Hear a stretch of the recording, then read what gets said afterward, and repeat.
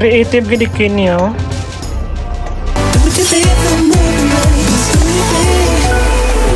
Magandang hapon sa lahat. Nandito tayo ngayon sa may Hawa Al Madina. Actually, matagal na ito nag-open pero ngayon lang tayo nagkaroon ng pagkakataon para bumisita dito sa sobrang busy ng buhay natin.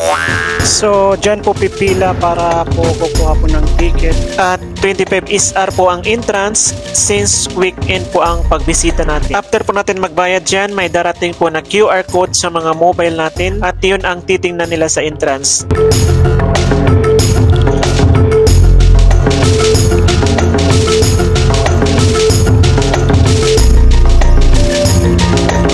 Ayan, kung napapansin nyo, marami mga rides dito na para sa mga kids na pwede din sa mga adult. Marami ding mga popular na mga coffee shop dito at mga restaurant. At ito naman ang Hawa Heritage Village. Dito matitikman mo ang mga specialties mula sa iba't ibang country tulad ng India, Pakistan, Turkey, Asia at iba pa. At makakabili ka rin dito ng mga imported na mga abaya or mga tube, Moroccan tube galing sa Morocco at may mga abaya din at mga sandals na galing mismo sa India. Makakabili ka rin dito ng mga napakagandang mga souvenirs galing sa Kenya.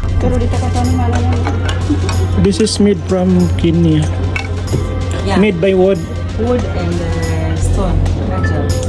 These stones? Oh my god, this is stone? Yes. Ah, very good. Wato kinarbana. Made from carving stone. Mga maya. Hindi mo na kailangan pumunta ng Kenya para magka-souvenir, no? Kasi nandito, dinala nila dito.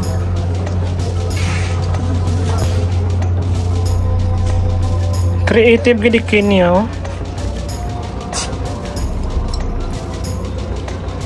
Kaya visit na po kayo dito mga idol kasi marami po sila mga presentations lalong-lalo na ngayong Eid holidays.